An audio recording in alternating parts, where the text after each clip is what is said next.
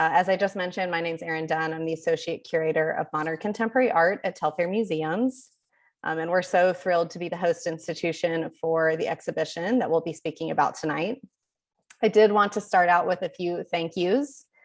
First off, I wanted to say we're so grateful to Independent Curators International in New York City that helped travel the exhibition. ICI is an organization that supports the work of curators to help create stronger art communities through experimentation, collaboration, and international engagement. I especially want to thank Becky Nahom for her assistance on the project. And also to all Telfair staff that played a pivotal role in organizing, thinking, designing, promoting, supporting, and presenting this exhibition. Thank you. The exhibition opens to the public tomorrow and will be on view at the Jepson Center through September 12th. So I really encourage you to come out and check it out when you can. Never Spoken Again, Rogue Stories of Science and Collections is a contemporary art exhibition that reflects on the birth of modern museum and scientific collections. The exhibition features an incredible lineup of internationally recognized contemporary artists who perform as artist scholars, opening a critique of material culture, iconography, and political ecologies. The exhibition also offers connections to Telfair's current exhibition, Progressive Regression, Examination of a 19th Century Museum, which seeks a renewed consideration surrounding human agency and how our histories and futures may be reimagined. Tonight, we are so pleased to welcome you to this virtual opening for the exhibition. I know we may be a little tired of virtual openings at this point, but it is an incredible way to bring an international roster of people together. So we're so pleased to have David, Sophia, and Beatrice with us tonight. I'm joined by the curator, David Ayala-Alfonso, who will provide a short introduction to the exhibition and speak to the works in the show, and then begin a conversation with Sophia and Beatrice. David is a Colombian curator, artist, and researcher working between Bogota and London. He holds an MA in Visual and Critical Studies from the School of the Art Institute of Chicago and a specialization in art education from the National University of Columbia. He is a guest curator at the Traveling Exhibition Program of Independence Curators International, and he is part of the editorial teams of the Journal of Visual Culture, Cultural Anthropology, and Emergencia. Ayala-Alfonso has been curator in residence and academic coordinator at Flora Ars Natura in Bogota, and he has lectured in different art schools in the US and Colombia. He's published books and articles on interface theory, Latin American art history, artist rent spaces, performance studies, visual studies, urban sociology, anthropology of education, and artistic interventions in the public realm. He has been awarded the Fulbright Grant, the AICAD Postgraduate Teaching Fellowship, the ICI Daedalus Award for Curatorial Research, and the Early Concept Grant for Exploratory Research at the School of the Art Institute in Chicago. And now on to Sophia. Sofia de Grenade is a Chilean artist whose latest work have been developed from an environmental research interest using diverse media such as photography, installation, and printed publications. She holds a BA in Visual Arts from the Universidad Austral de Chile. Besides her work as a visual artist, she has worked on educational programs together with rural communities in the south of Chile. She has also worked with diverse educational institutions, including public schools, preschools, universities, and technical colleges. She's a co-director of Sagrada Mercancía, which is a collective space led by artists operating in Santiago de Chile since 2014. And finally, Beatrice Santiago Muñez was born in San Juan, Puerto Rico, and completed her BA in Humanities at the University of Chicago and received her MFA from the School of Art Institute of Chicago. Her artistic practice in film and video arises out of long periods of observation, research, and documentation. Her work has been exhibited at the Tate Modern, the Whitney Biennial, and the Guggenheim. She's co-founder of Beta Local, an art organization and experimental education program in San Juan. So thank you so much to you all for being here tonight. We're so pleased. And I'm going to jump off screen now and allow you to start the presentation. Welcome, everyone. Hi. Oh, go ahead, Beatrice. I was just going to, what I wrote that I actually never completed my BA. I usually make that clear in my CV, but sometimes things get confused. I went straight to the MFA without finishing my BA. Wow. Amazing, thank you. Welcome everyone, thank you for being here tonight. I'm gonna extend my gratitude also to Erin and everyone at Telfair Museum for hosting the exhibition, for doing all the fantastic work that you've been doing, but that also extends to ICI, everyone at ICI, but especially Becky Nahum, exhibitions manager at ICI, who has been not an incredible help, but also an inspiration to be able to carry this project through for already like 2.5 years. I'm very grateful and happy to be in the company of that amazing team, but also these incredible artists that are joining me tonight. So just to give a glimpse of the exhibition, I'm going to start doing something very, very quick, a walkthrough with some installation shots at the Telfair Museum, and then bear with me, and then I will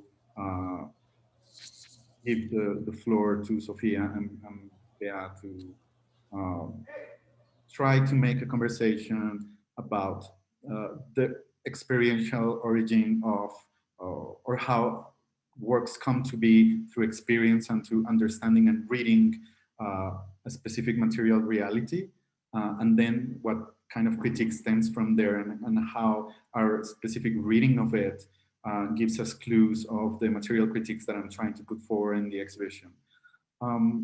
So to begin very quickly, I'm going to share my screen to show you some installation photos of what you'll be able to see at the Jepson Center starting tomorrow. These are just some installation shots of the work of Daniel Small. Very briefly, Daniel is doing this installation called Excavation 2 that combines a number of elements that are all related to the imagery of ancient Egypt. Some of them come from a film set in the dunes of Guadalupe and Pomo in California. Some are kind of fan art that was created through the existence or because of the existence of that film set ruins in California, and some of the wall paintings or the wall works that you see on the show come from the Luxor Hotel in Las Vegas. And the idea of the work, the idea behind the work is that we're kind of witnessing a sort of archaeological excavation that it's kind of bred into a complex or a number of artifacts that become important for culture, not because they're archaeological objects per se, but rather because popular culture turns them into archaeology. And then like right through Daniel's room, you'll see the work of Colombian artist Carlos Mota, who is doing what would be colonially deemed as a history from below, but what is actually history that an enslaved person does through about their journey to Europe and then the Americas, and the ideas behind the management of the bodies and the queerness. A little bit before, you see works by the Iraqi-American artist Michael Rakowitz, the Turkish artist Erkan Osnur, who is also doing a kind of a fake excavation that happens supposedly under Potsdamer Platz in Berlin. Michael's work is also quite famous, so I think it also needs introduction. In this room, you will see a little bit of the work of Francois Boucher, a Colombian artist who is interested in a number of histories that are non-canonical, and by non-canonical I mean they come from various indigenous theories of knowledge and epistemologies about their relationship to the earth and space. And then you will find, to the right, you will find a parrot that you cannot see quite well in this image, but the parrot is kind of like my rhetorical device or my story device, but I will talk about it at the end of my presentation. It kind of gives way to all my thinking behind the exhibition. And then in this image, you can see both Bea's and Sophia's work that in another installation, I had them one confronting the other because I think they speak too well to one another, and I hope to get an opportunity to do this actually with them during this conversation, and I will allow them, of course, to present their own work. This is Sophia's work. The image to the right complements the structure, the metal structure, with the eucalyptus pockets on the left. Sophia will tell us a little bit more about that work. On the back, you will see the work of Reyes Santiago Rojas, a Colombian artist who is talking about the entire circle of extraction, trade, the economies and the politics that needs to be created during colonial times to create this complex of sugar extraction and all the colonial economy that depends on it. And it kind of circles back to the production of soft drinks. And then all the way to the end, you see the work of Ulrich Lopez, Puerto Rican-Mexican artist, who is also in the exhibition with a work that critiques how the archaeological artifacts are deactivated when they are extracted from their context. And these particular objects are gritones or screamers from south of Colombia and other regions. And they are supposed to be activated through the voice. So just to tear them out and put them in an exhibition devoids them from the original function. And he's trying to bring a little bit of that function back through the activation, through sound that he's doing in his installation. I'm going to miss a number of works here. I'll just speak as much as the images allow me to. On the walls, you will see the work of Maria Teresa Alves, a Brazilian artist who has a long trajectory of doing criticality of the introduction of colonial structures in Brazil, and also the languages idea and the ideologies and its consequences. And this specific work is it's an investigation that she did in the Amazon about the Salesian schools that were indoctrinating indigenous children with many ripple effects. And there's a long text that goes with the images that it speaks loudly about the effects of that indoctrination through a tribunal where that indoctrination was put to a legal test. Then this is, I guess, the entrance on the exhibition, and you will see a very small bird next to the introductory text that belongs to the Colombian artist David Peña. And David did this kind of tropical bird. It's done in cinefoil, which is kind of like an aluminium foil, but it serves to control the light. And it has a thermostat inside.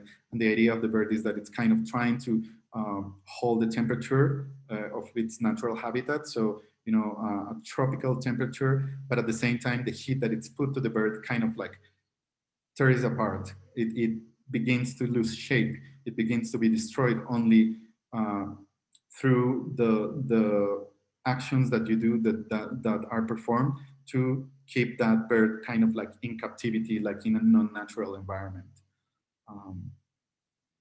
And then all the way to the end, to the left, you see a little bit of the work of the Puerto Rican Kuwaiti artist Ali Farid, who is interested in the reflecting and imagining and fictioning the creation of a national collection and a national art collection of a country would be like when you're in an iconoclast country, a country that it's kind of created ideologically against the production of images. And it's a mixture of things that she found in the Kuwaiti National Museum and also her personal archive. On the center, a very thin structure down of Ali Farid's work is Claudia Peña Salinas, who is kind of investigating the clash between the, I guess, cultural paradigms between modernism and the pre-Columbian epistemologies. So her works are usually investigations of objects, artifacts, or sites from Central America and Mexico, contrasted with these kind of modernist structures that you as a spectator complete when you stand in them or like confront them. And it also talks to, speaks to all of the creation of, like touristic cultural imagery around it. All the way to the back behind Reyes Santiago Muñoz, you find the work of Giuseppe Camposano, who was a theorist, a philosopher, an artist, and an activist, trying to create what she would call a transvestite history of Peru, trying to not only to incorporate the queerness that was censored from that history, but also kind of a like opting for creating a queerization of the museum, trying to destroy the structure that in the first place kind of prevented that imagery to be there.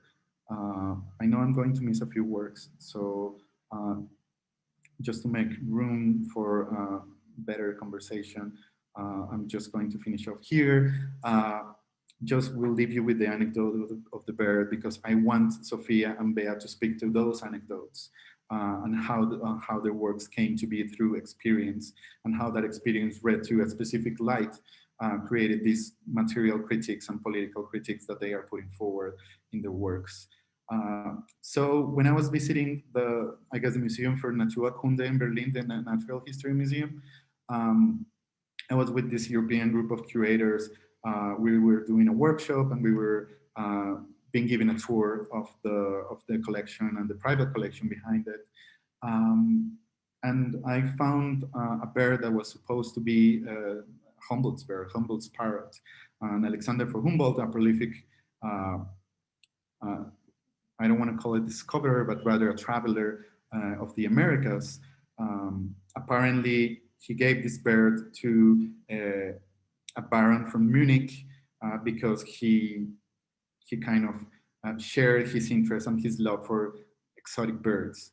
But there are a number of histories behind that bird, one being that the bird was actually kind of a war trophy that he took from a tribe that destroyed another tribe in what today is Venezuela, and the birds supposedly speak a language that was lost through that war. And there's a legend that says that he spent a number of years of his life trying to identify the language of the bird and try to make sense of the structure and whatnot. But what I have learned through people who are interested in birds and ornithologists is that birds are very social beings. So what that means is that the bird was speaking something of a blend of whatever he was bred into, and then like the language of the tribe that he was brought to afterwards, and then every experience of the life of the bird became whatever language. So it was kind of like this futile effort of trying to make sense of something that didn't exist and was already changing on time. When we were giving this tour and I was hearing these stories, I thought of two very simple but very strong ideas. And the first one was that that construction of histories is quite contingent, and the story and the legends behind the bird were already speaking about that. And the other big idea that came from that was that while everybody was entertained by the story, I was completely shocked by all the violence that was underpinning the extraction of the species that they were showing us. So when we see a collection, we very difficult. We have a very difficult time understanding or tracing back all of the lineage of colonial violence and all the kind of world economies that are embedded and entangled in the creation of one collection. Not only through the traditional critiques that are related to their sponsorship, but also the way of the acquisition and the extraction economies that are behind the creation of those large encyclopedical collections. So I don't know, it was quite shocking to me. It took me a while to create, like a conceptual narrative of it, but finally, through ICI's help, I could make it an exhibition in 2019. So with that said, I want just to give the floor to Sophia and Bea, as I would love to hear from them about what kind of stories or what kind of experience made them created the encounter with the objects or the materiality or the spaces that they're investigating in their works. And yeah, just want to hear like the anecdotal of that and see like how it knits and it develops into a theoretical framework.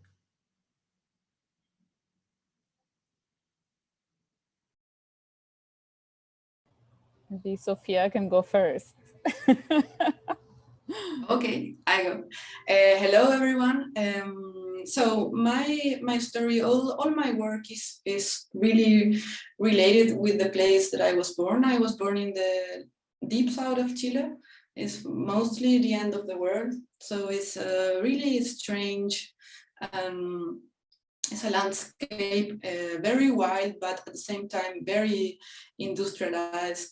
So it's full of contradictions and opacities that I always try to, in some strange way, understand and live with. And I was there in a summer, and I was having like a casual conversation in a very rural area. And I was asking for directions. And a woman pointed me a really, really big tree. And she told me right there, behind the millennial eucalyptus. And when I listened, the idea of a tree, a millennial tree, but it's an eucalyptus that obviously cannot have 1,000 years because it's an industrial species. I, at the same time, was thinking about the needs that we have to build that kind of narratives. And I asked to myself at the same time, how many narratives of that kind of, I don't know, feelings related to the inhabit of the territory I have. So I start to study this idea of this eucalyptus in very different ways. In that time, I moved to Colombia, to Bogota, to make a residency there, where I met also David. And the trees were everywhere.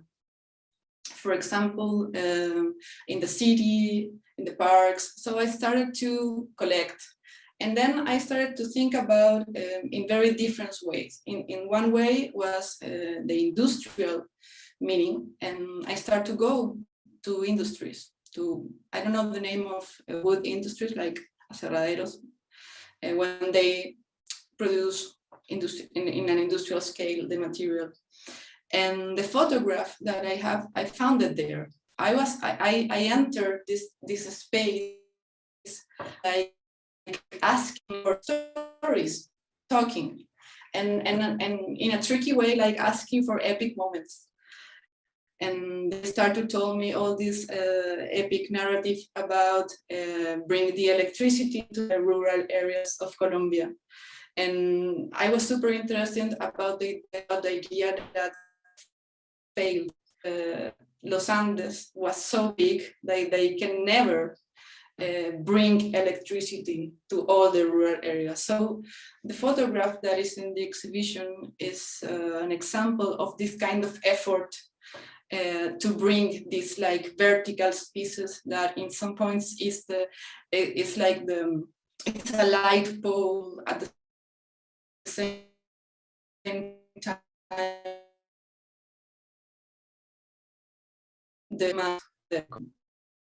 The train rail is like this is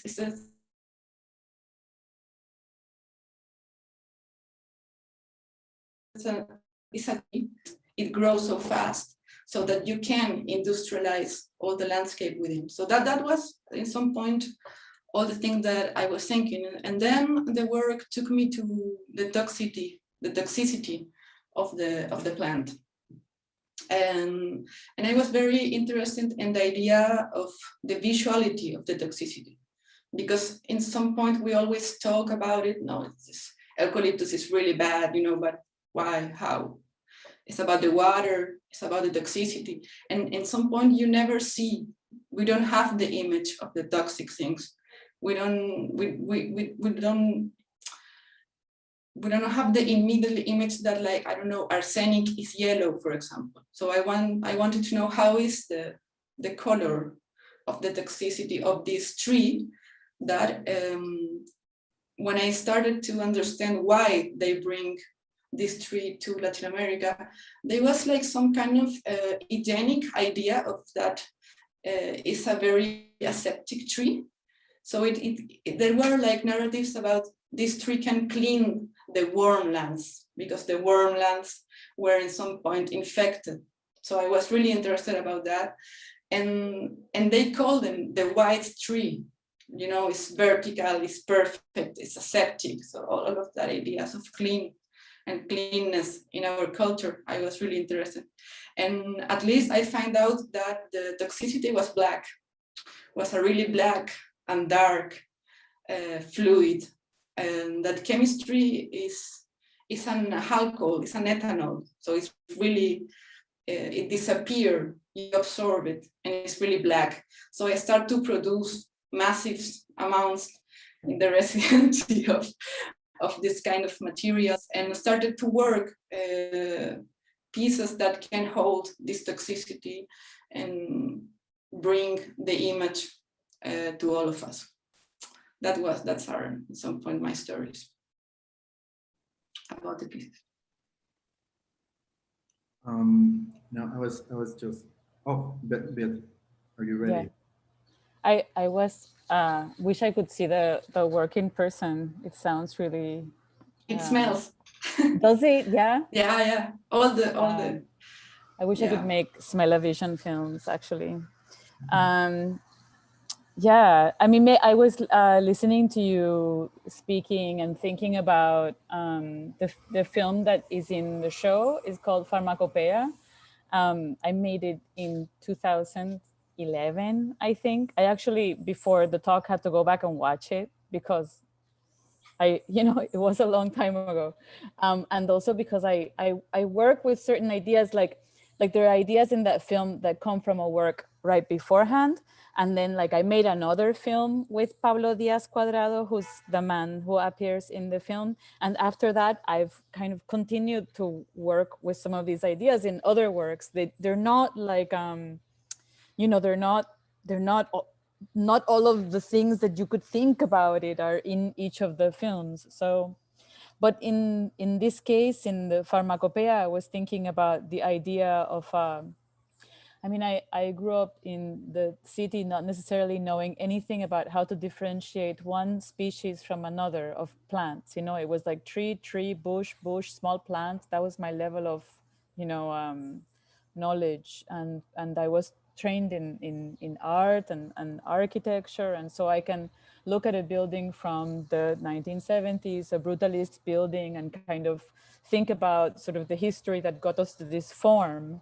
But I didn't know how to, or even if you could do the same thing with the landscape. And of course, in a place like Puerto Rico, where there is, almost no primary forest left, that's, like if you learn little by little, you end up being able to, look at like the, Australian pines planted on the coast and recognize from what moment they were planted there and why. But then also, there's like the next step is figuring out what is not there anymore because it was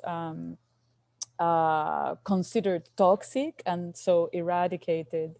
And that's kind of where I was, when I was making that film was, how can I think about the history of ideas that have formed the place where I live and how I look at it, not just through the ideas proposed by humans, but by plants as well. So like what the plant is doing, what the tree is doing. So, I mean, this film is literally like a collection of plants that are grown, farmed by this man, Pablo Diaz Cuadrado, with some stories that are woven in. there's, for example, a tree that used to cover the coast of Puerto Rico, a lot of the Caribbean. The scientific name is Ipomane mancinella, and it is a tree that is supposedly so toxic that every single part of it can kill you. You know, like if you fall asleep underneath it and it rains, you will go blind. If you eat its fruit, you will die. You know, all these, it has all of these different effects. It was completely, you know, eradicated from almost the entire coast. And I wanted to find it. I wanted to photograph it. I called, well, anyway, this is a funny story. I was calling around to the guardabosque. How do you call the guardabosque in Park ranger, maybe? a forest ranger in charge of the dry forest. He had been there for 30 years, so he knows the dry forest very well. And I told him that I really wanted to find this tree, to photograph it, to see it, you know, just to have an idea of what it looked like in the landscape. And, you know, he said, no, we don't have, we took care of all those a long time ago. We don't have any of those left. And he must have, we hung up, and maybe like a couple of hours later, he actually called me back. This almost never happens because it seems like he had solved the problem right there. And he said, okay, I do have one that I was supposed to cut, but I did not. If you come tomorrow, me and another worker will take you there. The other worker would remember because he had brushed up against it and had to go to the hospital for burns. So I did go down, and he took me there, and that's just a few seconds of images in the film. And it is a completely, it's like an insipid, you know, like it does not announce its toxicity to you in any way. It looks almost like the emahaguilla, which is a very common tree. So it would be very easy to mistake it with another. The protagonist of the film is the idea of this collection that have shaped the landscape, this collection of plants for different reasons. So the tobacco plant for other reasons, and the brugmansia, which is a hallucinogenic flower for others. I've gone back and made another film with Pablo, and there's something that he says in the second film that I made with him in Matrulla about his beekeeping, that the bees chose him rather than he them. And anyway, I mean, I could talk a bit more about my idea was to think with him. I don't have the kind of relationship with plants that he does, but in paying attention to him, I could get a bit closer to his more sort of co-thinking, you know, his way of thinking with the plants that he works with and with the animals that he works with. Thank you. Something that I found really remarkable, I think that it shows in both your stories in different ways, is how very experiential encounter with what we think of as nature or the natural, that it's not and hasn't been for quite long. Whatever we think natural is, it takes us to the necessity of understanding what natural means, but also what we're witnessing. But that then takes us to a very complicated politics behind the existence of nature, or whatever you want to call it, as they are, like the existence of eucalyptus, that in the Andes we give it for granted because they're everywhere, but they're Australian, they shouldn't be there. There's an industrial background to it. Same with the idea of the tropic. Tropic is supposed to be something of which we have a fixed image, but in reality, it's something that has been kind of manicured in a way that it resembles that fantasy of the Caribbean. And those two politics that stem from there are quite complicated. They're quite violent, not only for the natural or the nature, but also for the territories and the communities that inhabit it. And that's something that, you know, like I would love to hear a little bit of that connection, how you do it, Sophie, how you do it, Bea, like thinking about the work, not necessarily in the film, not necessarily in the sculpture, but that are in the thinking process of the work. I think it's really, it in some point that built more contradictions and more opacities in the relation that I built with the place that I inhabit, you know. And for example, there are like two examples that I can give that also bring us like images that makes me think about that. One is the idea of the cows, for example. That is something that I'm really working right now. And you have this kind of idealistic idea of the cow, of very peaceful, you know, and a very, I don't know, innocent animal, and the milk and all the European also image related to that, you know, the fields, the milk, the chocolate. And my memory of the cows, the first one is all the wounded, for example, legs of the cow. And they use blue methanol for the animals. So all the legs of the cows were purple. So my image of nature is this kind of landscape with all these animals painted in a big, strong blue purple, who really smells like a chemistry. So I think that's an example, for instance. And another thing that I was thinking about what you say is that also talking with the people who work in this kind of plantations is the fact that the eucalyptus grows so fast that one person can see in his life like 3 cycles complete of growing and disappear of a woods, you know? That for me is very interesting. It's like, is that natural or not? It's like the question is, it doesn't matter, but the process also visually is super interesting. Like imagining in one life, see 3 times a complete wood grow and disappear. It's something that we are not like culturally understand how in time that could happen, but it happened. And also these kind of things happen related to industry or some this kind of coexistence of this kind of contradictions and also really violent process. So I don't know if that answered your question, that example. Yeah, I think here the idea of talking about like, you know, the dialogue around like preservation, conservation, is really, it gets nuts, you know, because right now what we have is a kind of Frankenstein ecology, you know, there's really no way to separate one from the other. You cannot anymore at all say, oh, these are native trees, we're going to cut these down and plant something else that used to be here, because nobody really knows or knows even that it's possible to, I mean, the climate has actually changed so much that we don't know if it could even sustain what used to be here.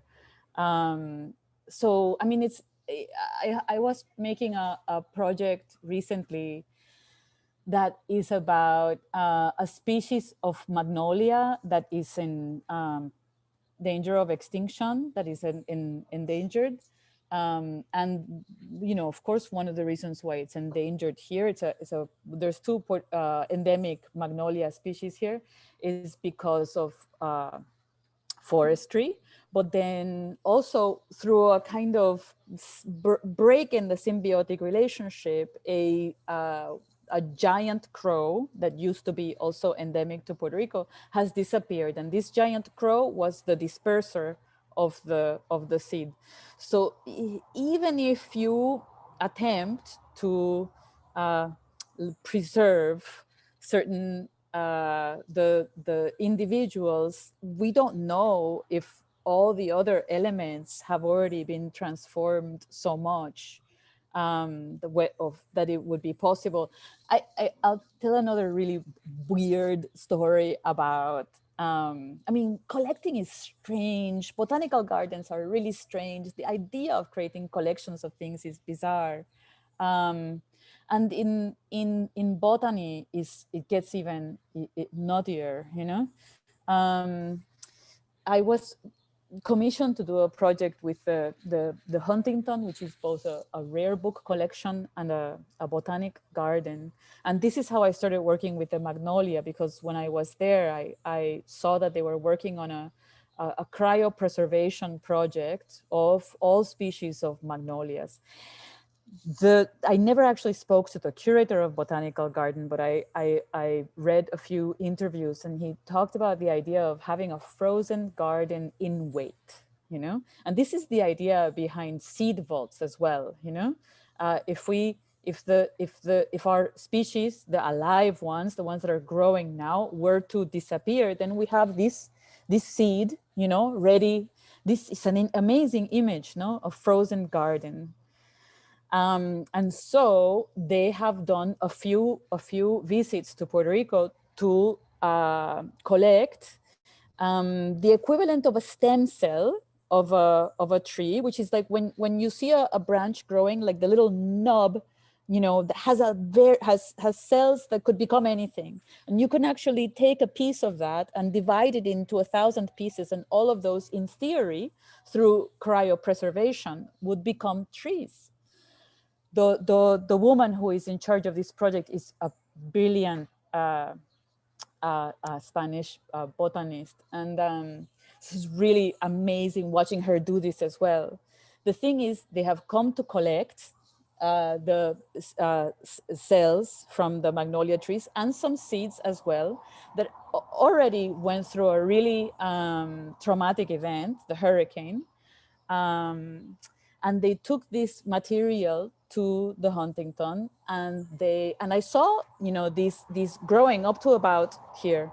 The thing is, once they get to be like plantulas about this big, they all die, absolutely all of them. Wow. Because, as they have come to realize, there is a really important mycorrhizal, you know, fungal system.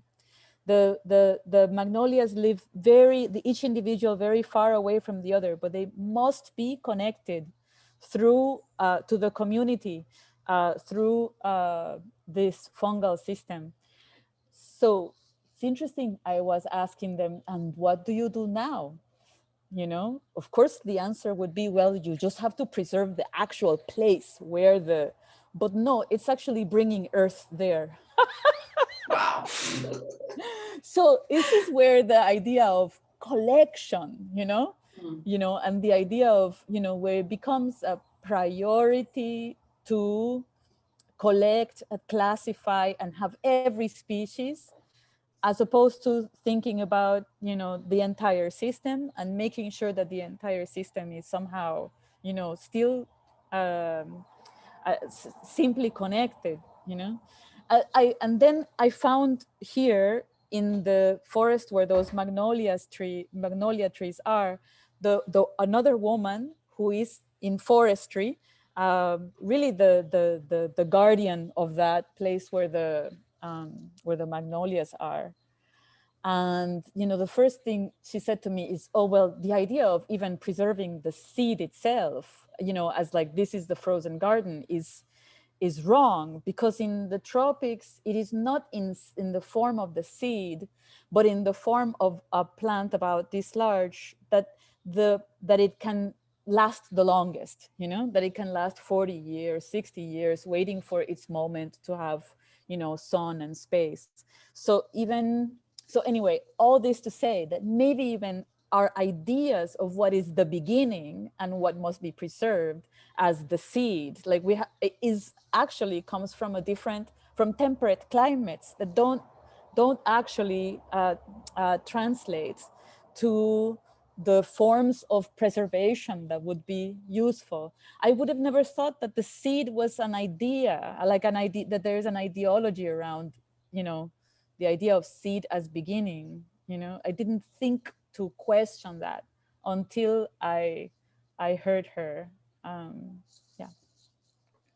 Yeah, because I think at the same time, we can think the property of the land, like we divide the land, we put limits, we can understand in some point the land, for example, as a collection. When you make divisions in the south, you have this natural conservancy places that are completely closed. But in some point, the insects, the seeds, the birds, they don't give, you know, they move. All the species are moving all the time. You never see the same landscape. So I think this is very important to start to get into this kind of really small process, but they are really meaningful for us to understand what's really happening there. You know, it's like, for example, another weird thing is like in Chile, the weapon that the police use to hit the people, it calls luma, which is a native tree that is the most hard like tree that you can find. So also you can make relations with this idea of the native species with some things and with some really brutal things of our culture, you know? It's not, the idea of something native is always like the right thing in some point, you know? It's something that I think we must doubt about it. Actually these days, more than ever. It's amazing how we, how through your stories, everything that relates to the understanding of nature of through the human, it's kind of like unfolds or like falls down. Bea, you made me think about grandmothers in Latin America that would like steal stems and branches of plants to plant them on their own, and like that there was like a natural, there was not only a kind of natural connection to knowledge on like transmission of verbal knowledge that would allow for this to happen and to prosper, but also the soil, as the less managed that it was, the more prosperity it would have. And there's something very interesting about what Sophia said, which is a natural reserve is basically where the humans are not. So the idea of creating a collection, such as a seed bank, that seed bank in, I can't remember, like in the Baltic Sea, that was supposed to be, you know, like Svalbard. Yeah. For future humanity, it like something defroze there, like the electricity, the power went out. They lost a huge lot of seeds. Still, the systems that we put in place are coming from the understanding that we have about managing nature. Nature, the way that the seed keepers do it, for example, in Colombia, is that they just allow the species to grow back and again. So I think it's very interesting just to see through the histories that you're telling us, how the politics of the human of creating not sustainable but rather useful forms or useful trajectories of growth and regrowth just end up in doesn't really matter how sophisticated they are, they end up in a form of destruction. And even like the idea of removing a tree that is deemed as toxic, that toxicity is there because it fulfills a function, right? Yeah. Also the reason why it was, I mean, it was taken, it was cut down by the you know, through Spanish colonization, but it was used by indigenous people as poison for defense. So it was a way of destroying the weapon, no? One thing I wanted to say too about that I learned through this project is that the seed, you know, seed preservation is just like preserving a photograph, you know, because, you know, if you are, you know, if the plant is growing and then it will be co-evolving with the climate, with other plants around it, etc. But if if you just take this moment, you know, it's just like if we preserve the magnolia now, it might not actually be ready to it may not be adapted. It may not be adapted to the climate at the moment when it is needed. Yeah. Speaking of photography, you should definitely visit the exhibition and see Sophia's work, because she's capturing this moment in which a post of eucalyptus is being transported through by a chopper. And that moment, I think, is very important because it not only signals all of what Sophia is trying to do through the other piece, the aguilon, and with the eucalyptus extract, but also how that chemistry is connected to the political history of laying out power lines for mines, right? So the land is being managed to be kind of a colony where minerals are extracted and so on and so forth. And that's why a certain nature is introduced and thrives there. But I don't know, thinking about preservation of moments. Yeah. I don't know if you want to add something, Sophia, or we. No, it's okay. So there's a question in our chat that I want to read for you too. It's by Joshi Rating. Thank you, Joshi, for being here. Hello, Joshi. Joshi asks, I'm wondering how, since we are understanding a so-called nature as a construction and also as a new Franken nature, how does this false idea of indigenous or native plants reflect on the ideas of indigenous or native peoples? At what point is a person or thing indigenous, and is there some critical measure of this, or is it always a construction? I guess I would say, I mean, I'm not a botanist, but I would say that the idea of like indigenous and endemic is still useful.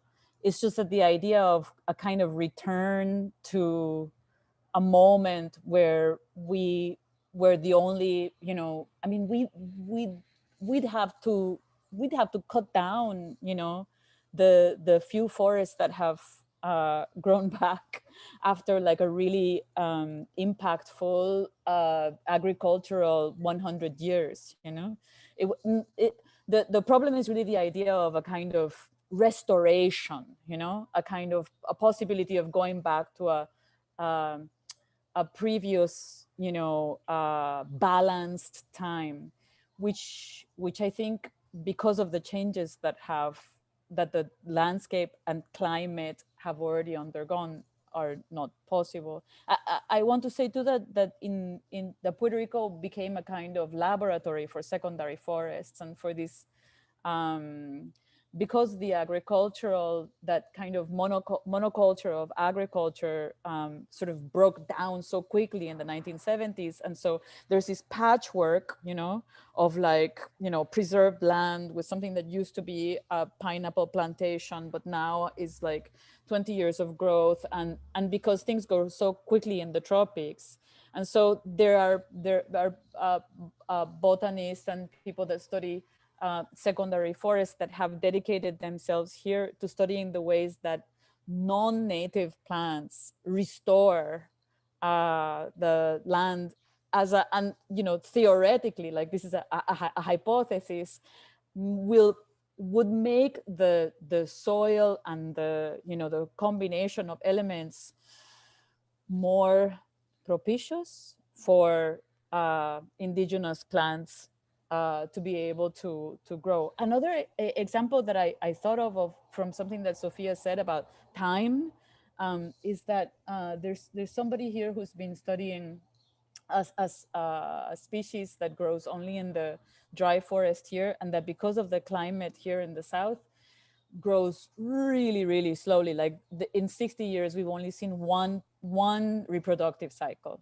versus, you know, the 3 in one lifetime that you were mentioning about eucalyptus. So, and right now there's a plague, like a fungus plague all over all of these trees in the south.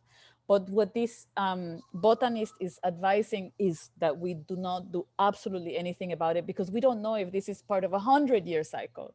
Like we don't know if this is sickness or health. So I guess that's sort of the same thing about like, well, what makes us so sure that we should intervene in the process of, you know, non-native trees taking over? Perhaps this is what the trees know that we don't, you know? At any rate, we cannot be sure in this example of the, you know, the fungus, we cannot be sure that this is not part of a 100-year or 200-year pattern, because it has not been recorded for more than 60. Something that is really related to the question that I can compare at some point is that I think Occidental culture is super obsessed about the image and about the form, because they see a plant, and for example, the eucalyptus was seen as the form of a perfect vertical piece for industry, but they don't get in they stay only in the form. But if you go in another relation with nature that I think is related to native cultures, when the nature is something not that you see or that you use, it's something that you drink, for example, or something that you eat every day, then you start to realize that, for example, when you have a lot of eucalyptus, I start to smell and I like ammoniac. And at first, and when I was in Florida, I started to think that it was a cat because it smelled like cat pee. And I was like, why? There's a cat, the cat is ruining my experiment. And I was super like an horrible person with that cat. Like, and then I start to realize that the plant has a lot of ammoniac, and the ammoniac is the same that is in the pee of the cat. And actually in my pee, we have arsenic in our body, but what we have ruined is the relation and the understand about it's all the same materials, but it's only in different form of way. So this idea of also the iconic idea of the native spaces and the belonging is because we only see that part, you know, of the super occidental idea of the form, this kind of naturalistic idea of drawing the leaves and on the form of the leaves and the collection and but the real like deal with nature is what's happened in the relation, the material relation that we build with the land and with the species at the same time. Because we cannot escape in some point of that, I think. So that's what I'm thinking about the question. I don't know if there's any other question around. Something very pressing as we are closing. Well, that was incredible. Thank you all so much for that discussion. If there, you know, another question, we'd be happy to take it now, but it is 7 o'clock. Oh.